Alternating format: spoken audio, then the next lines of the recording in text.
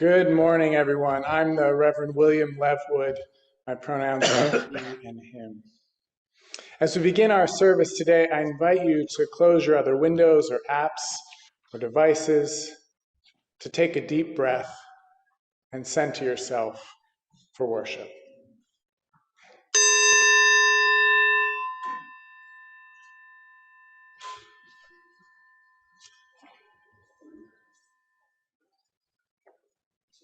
We begin by calling forth the ancestors and the descendants.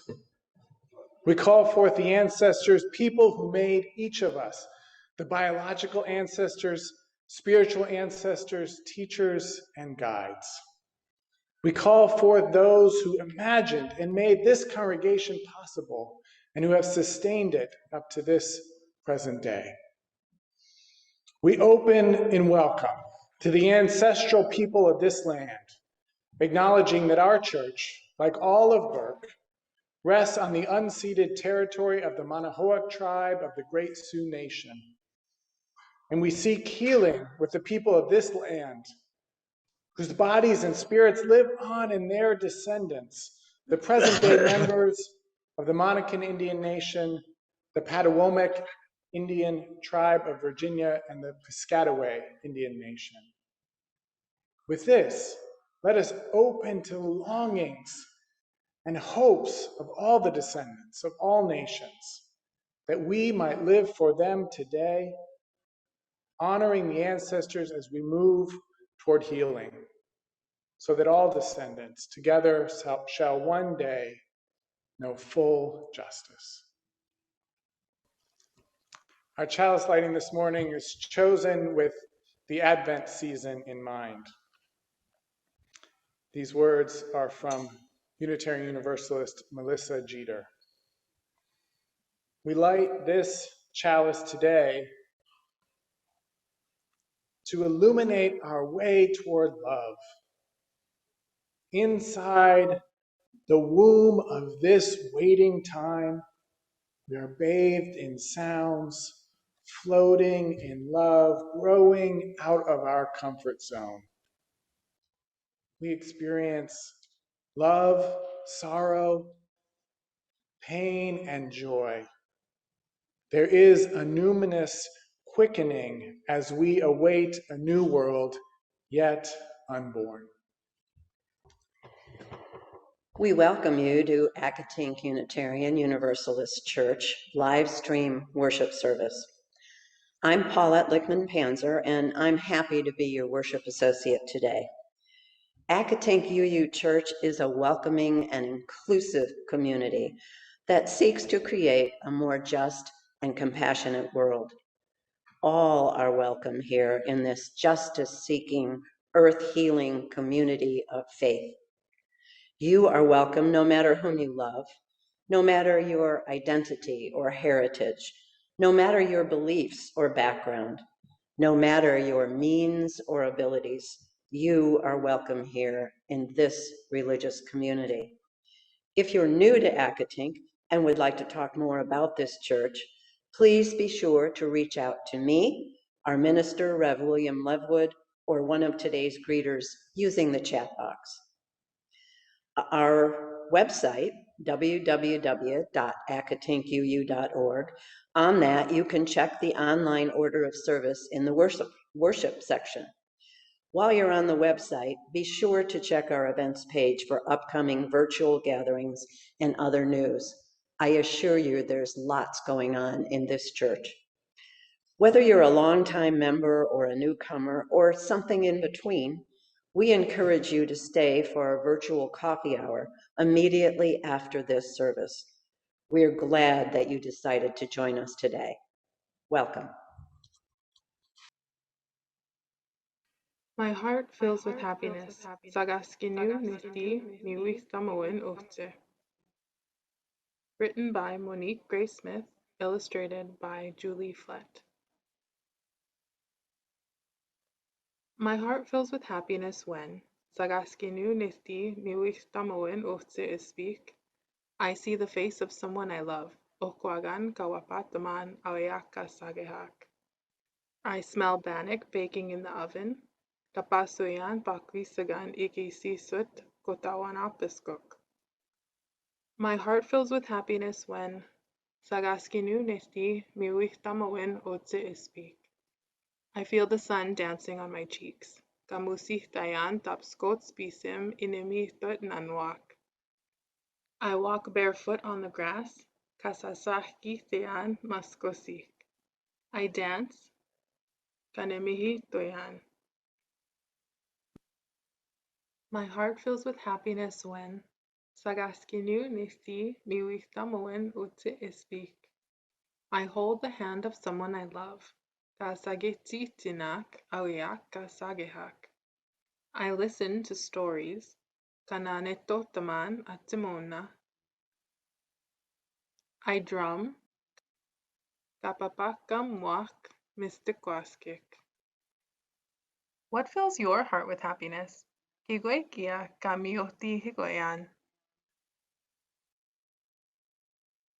To joy. This story gives some examples of things that fill our heart with happiness, with joy. It asks, what fills your heart with happiness? So I invite you now or at any point in the service to draw what fills your heart with happiness if you're so moved, or to make a list of what fills your heart and happiness, or both, just like in the book.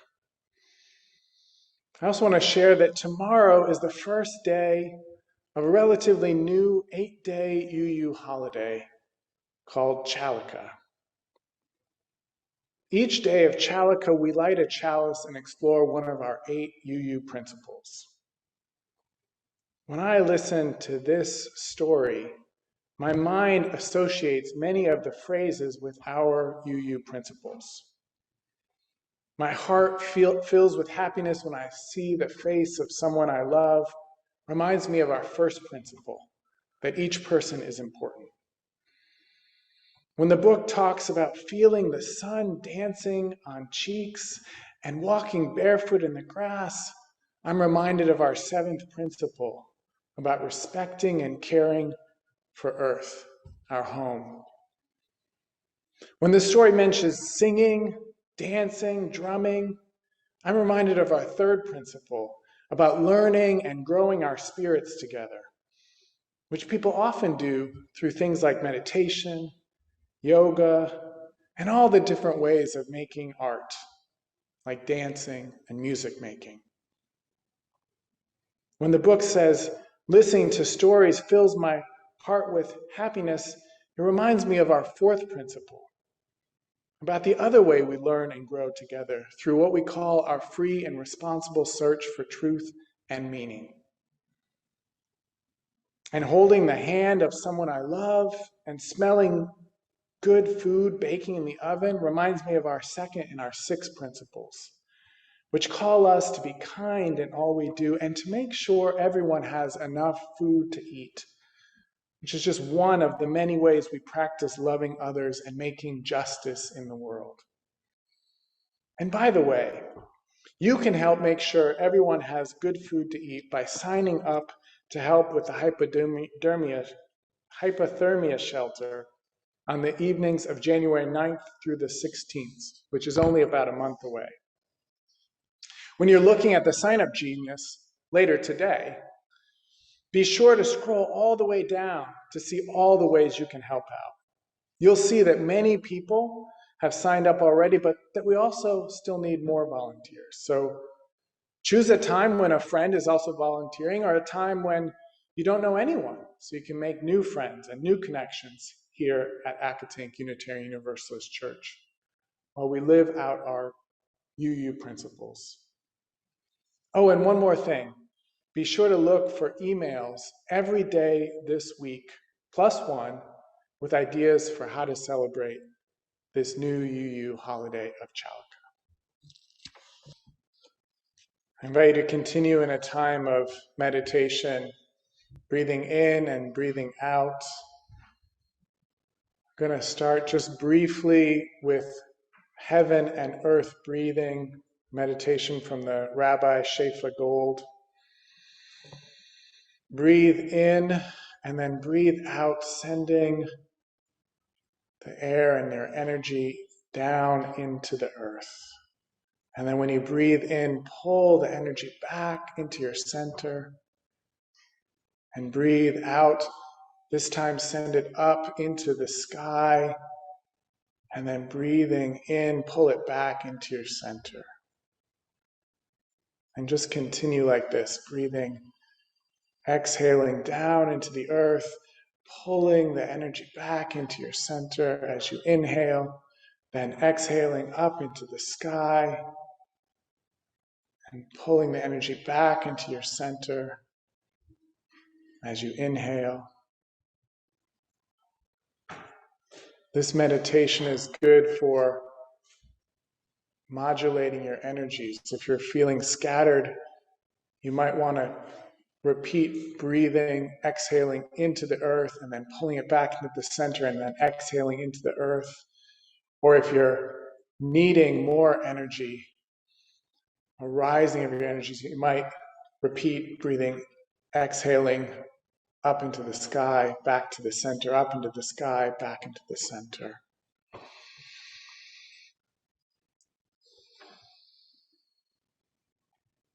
And I noticed as I did this meditation earlier today that also there's that trunk, there's that heartwood at the center every time we inhale and bring the energy back to our center. So it's heaven and earth breathing, but it's heartwood breathing as well. So you can continue that pattern of breathing, or you can let that go as we move to the next part of our meditation. I want you to bring to mind those words that we are a gentle, angry people. Meditate on what it means to be gentle and angry. Imagine yourself grounded in anger, in fierce love, but then centered in gentleness and care, reaching out to provide love and care to others. Grounded in that fierce protectiveness, like a mama bear or a papa bear. Can we just say a parent bear? Maybe even allow an image to come to your mind. Perhaps someone is wounded, and so you have to be so gentle with them. And yet you also are feeling the outrage that they suffered that wounding. Or perhaps they're a person that you need protection from, and you know that you need to ground yourself in that fierceness, but also proceed with caution, with gentleness and care as you relate to them.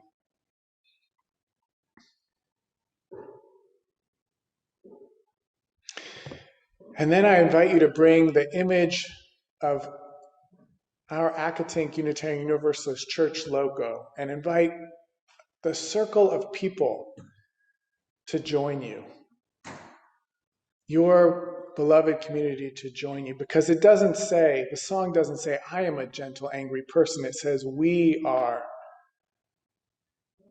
gentle, angry people. We are a gentle, angry people. So we can feel held in that fierce love of community. Gentle, angry community. Ferocious, caring community. And then with that image of community circling around you, you might even extend that to include the more than human world.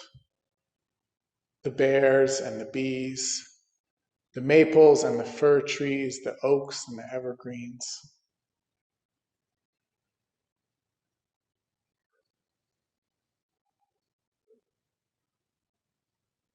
And you can bring this meditation to a close and know that you have this within you, this gentle anger, this angry gentleness, and you can call on it whenever you need to. May it be so. Amen, amen, amen, and blessed be. The reading for today is a slightly edited excerpt from an essay by Ross Gay. Among the most beautiful things I've ever heard anyone say came from my student Bethany, talking about her pedagogical aspirations or ethos, how she wanted to be a teacher, and what she wanted her classroom to be. What if we joined our wildernesses together?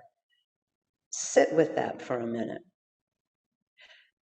That the body, the life, might carry a wilderness, an unexplored territory, and that yours and mine might somewhere, somehow meet, might even join. And what if the wilderness, perhaps the densest wild there, thickets, bogs, swamps, uncrossable rivers and ravines, what if that's our sorrow? Or to use a different term, the intolerable. It astonishes me sometimes, no, often, that every person I get to know, everyone, regardless of everything, by which I mean everyone, lives with some profound personal sorrow. Brother addicted, mother murdered, dad died in surgery, rejected by their family, cancer came back, evicted, fetus not okay. Everyone, regardless, always of everything. Not to mention the existential sorrow we all might be afflicted with, which is that we and what we love will soon be annihilated, which sounds more dramatic than it might. Let me just say, dead. In this sorrow, of which our impending being no more might be the foundation, is it the great wilderness? Is sorrow the true wild? And if it is, and if we join them, your wild to mine, what's that? For joining too is a kind of annihilation. What if we joined our sorrows, I'm saying?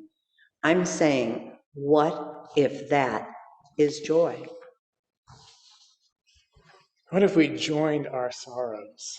What if that is joy?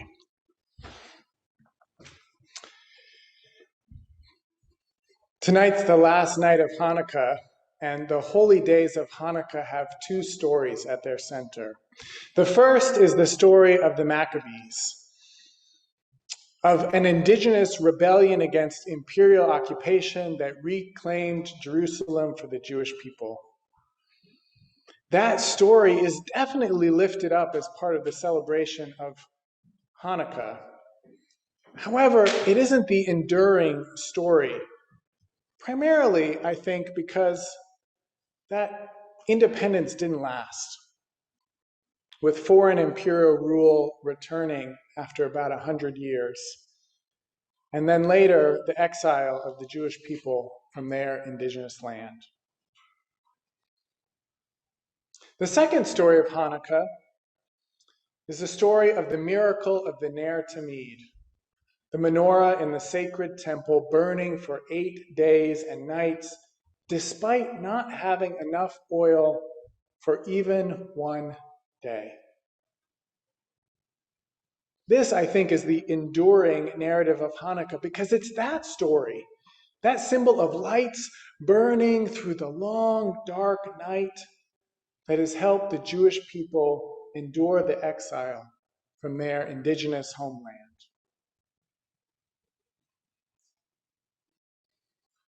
I first celebrated Hanukkah as an adult.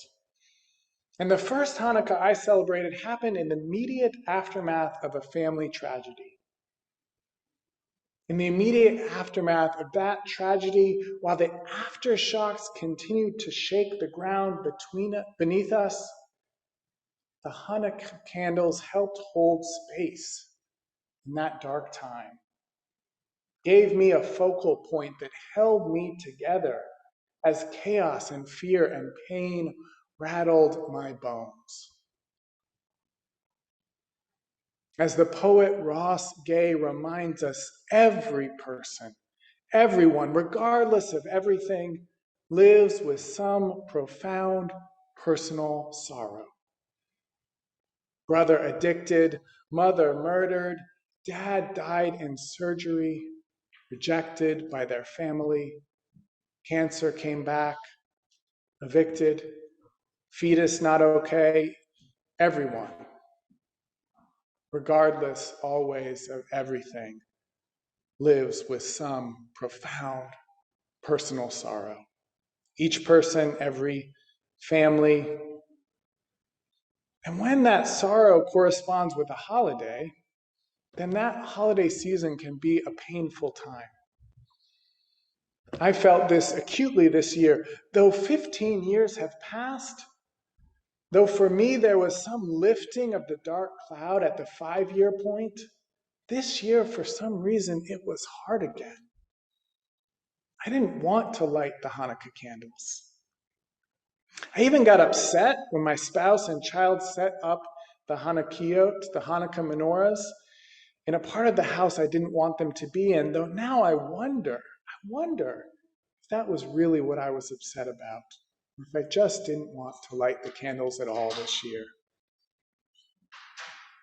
But I did light the candles. We did, as a family, light the candles each night. And there is a power in that physical act of lighting the candles.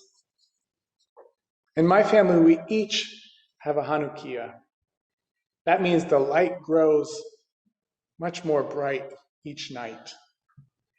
From 6 candles, 2 in each candelabra on the first night, to the 5th night when there's 18 candles lighting up the room, and so forth.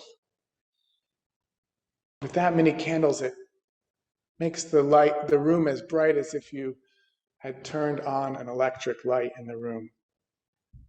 And I have to say, it's an everyday kind of magic, an everyday kind of miracle to observe that ritual and feel the light growing with each night. The lighting of the candles also doesn't really do anything. I mean, it can't take the pain away.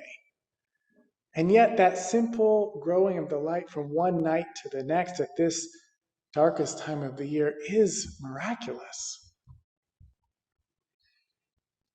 The candles burning through the long, dark night have helped me endure my personal sorrows as they've helped the Jewish people endure collective sorrow through the generations. Candles can also be a symbol for all the things that help us in difficult times. These candles lighting the way through the long, dark night can be so many things. Friendship, a beloved pet, a practice, spiritual or otherwise, cooking, baking, knitting, meditating, reading memoirs, reading philosophy, listening to music, singing, zikr beads in your hands, praying the rosary, sacred dance, yoga, hiking in the woods, walking along the river, gazing out on the ocean, gazing up at the clouds, jogging, biking, swimming, dressing up even when you don't feel like it, especially when you don't feel like it, writing poetry, writing bad poetry, painting, weaving, leaving, laughing and laughing and crying and laughing through our crying, late night texting, waking up early to watch the sunrise, sleeping in, having cold pizza for breakfast, having cake for breakfast, ice cream after a breakup, a hot bath, family, community, community, community, It feels important for me to point out that it isn't a single candle burning through the long night, but rather it's candles burning through the long, dark night. The candles can change over time. You might need more than one in any given day just to get by, just to get through it, just to keep going.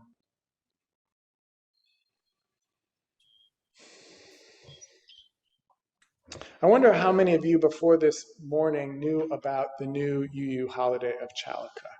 And I know the name sounds ridiculous. It sounds too much like Hanukkah, and it does involve lighting candles on multiple nights, just like Hanukkah. And each light represents one of our UU principles, which reminds me of another winter holiday, Kwanzaa, which also features a daily lighting of candles, each focused on a different principle. At first, I have to admit, I was skeptical of this new holiday, to say the least. And like many people, when I'm resistant to something, I find one thing to focus on that seems to prove my point. So I did this with Chalica. I zeroed in on the fact that so many holidays are centered around some narrative or a moment in a larger narrative. Christmas, Jesus' birth. Easter, Jesus' death and rebirth. The examples are legion, holidays celebrating a part of the story of the Jewish people like Hanukkah, or holidays centered around a story from the Mahabharata. And Chalica doesn't have a narrative, I said to myself, so it must not be a real holiday. That was how I justified never even giving this new holiday a chance. But I'm a minister, and the parents at my first congregation, who were running the religious education program all by themselves, by the way, at this point in time, during a period when there wasn't a DRE, wanted to celebrate Chalica. So I went along with it. It seemed like the right thing to do under the circumstances.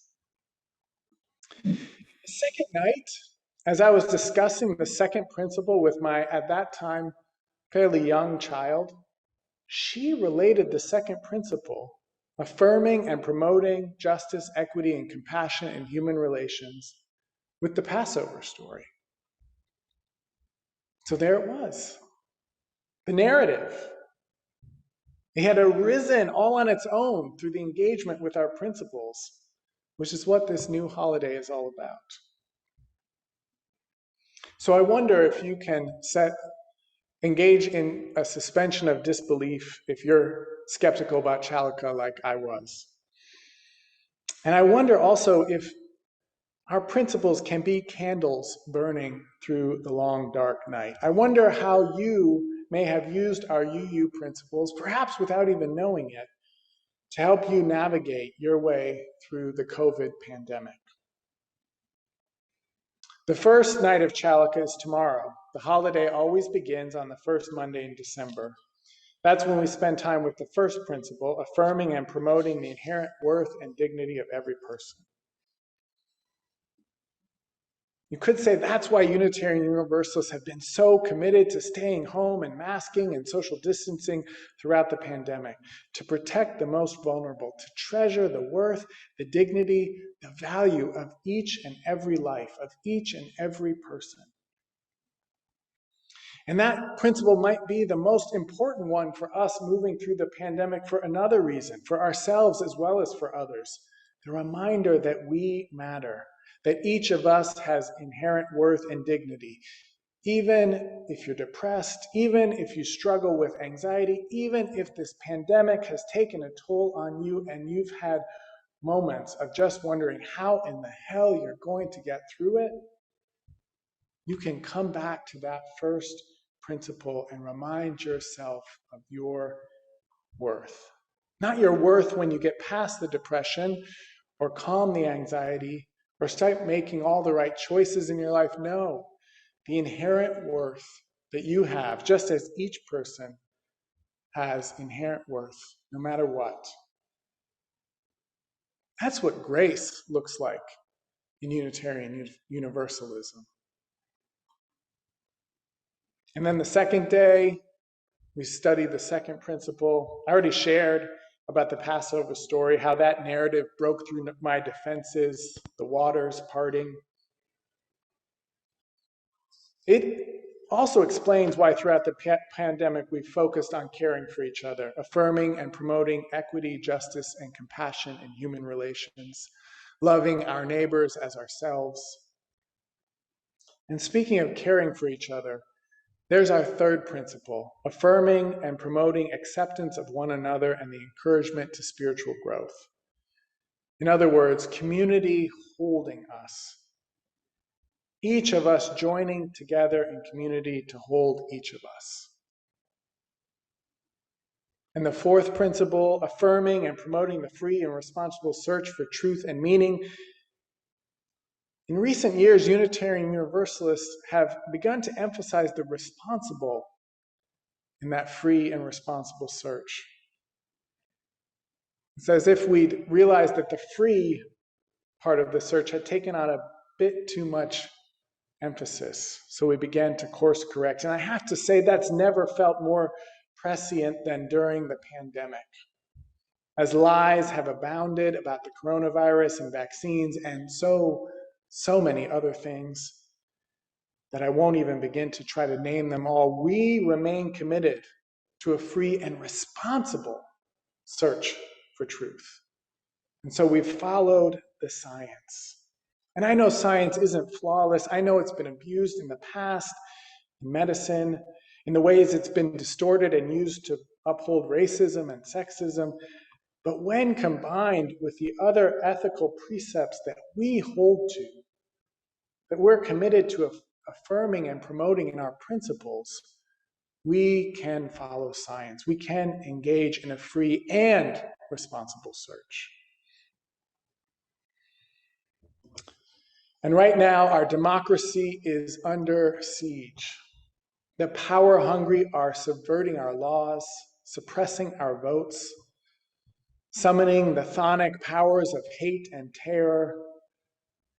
I have to say that for many years, the fifth principle didn't seem that important to me. I took it for granted. Now I think, what myopathy, what dangerous folly. It's a privilege I think none of us can afford anymore. And the sixth principle, the goal of world community with peace, liberty, and justice for all, it's always felt a bit like a fairy tale to me, a messianic dream there's no hope of ever achieving, at least not in my lifetime. Does that make it not worth working for? In our global world, it seems more important than ever. The world, especially those of us in the richer nations of the world, have done a terrible job when it comes to vaccine equity. And like Malcolm X said, the chickens are coming home to roost, in this case in the form of new viral variants.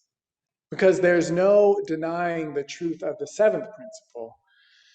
Because whether we affirm and promote respect for the interdependent web of existence of which we are a part or not, we are a part of an interdependent web. There's no getting away from that. We sink or swim together. Which connects us to our new eighth principle, adopted by this congregation this past June. As Reverend Dr. Martin Luther King Jr. said, we are caught in an inescapable web of mutuality. And injustice anywhere is a threat to justice everywhere. The interdependent web leads us to the eighth principle, our commitment, our covenant to affirm and promote journeying toward spiritual wholeness by working to build a diverse, multicultural, beloved community by our actions that accountably dismantle racism and other oppressions in ourselves and our institutions. I think of the eighth principle as our movement's mission for our time. Past versions of our principles have included more missional language. And while I can't say that the particular language in those past versions really spoke to me. I do think it's a loss not to have clear missional language for our movement. And I feel that the eighth principle addresses that it can be the mission for our time. And it helps all the other principles be put into action. Without the eighth principle, the others can remain theoretical. I recently noticed that none of our first 7 principles include any active verbs. No action other than the repetition of affirming and promoting. And that the eighth principle is markedly different in this respect. That it says journeying toward, working to build, by our actions that dismantle. The pandemic has so much to teach us because while it hasn't impacted all of us the same, and definitely not to the same degree, it has impacted all of us in a substantial way. And yet, it's not the only virus mutating and spreading like wildfire, diminishing and stealing precious human lives. Less material viruses, like racism and other oppressions, if looked at with the long view, are much worse than COVID-19.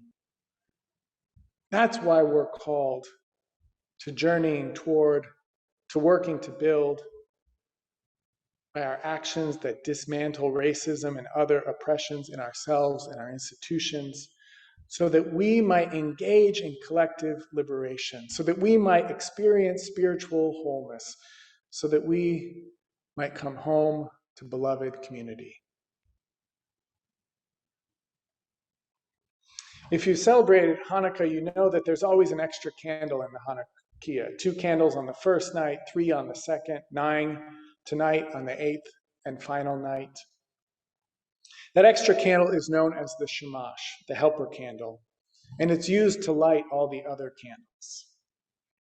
In a way, we could say that our 8th principle, with all those active verbs, is the Shimash, the helper candle that lights all the others, all of which help us as we journey through the long, dark night. Or another way to look at it is that we, each of us and all of us together, act as the helper candle. Because sometimes it's too much to ask of us to find the candles that get us through the dark night.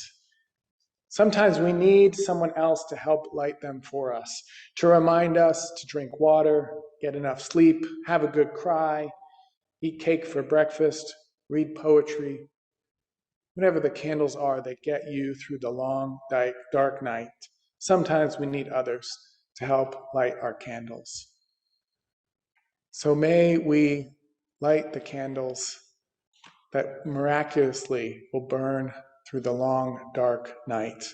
May we live our principles, and may we light each other's candles. Amen, amen, amen, and blessed be. Though we will extinguish our chalice flame, we carry within us what we kindled, the light of inspiration, the warmth of compassion, the fire of commitment. May we bring these gifts into our lives and share them radiantly out in the world. I invite you now to join me in our community blessing with these words of David Bombau. This church is dedicated to the proposition that behind all our differences and beneath all our diversity, there is a unity that makes us one and binds us forever together in spite of time, death, and the space between the stars. We pause now in silent witness to that unity. We are lights. We are miracles lighting up the night. Go and light the night with your life.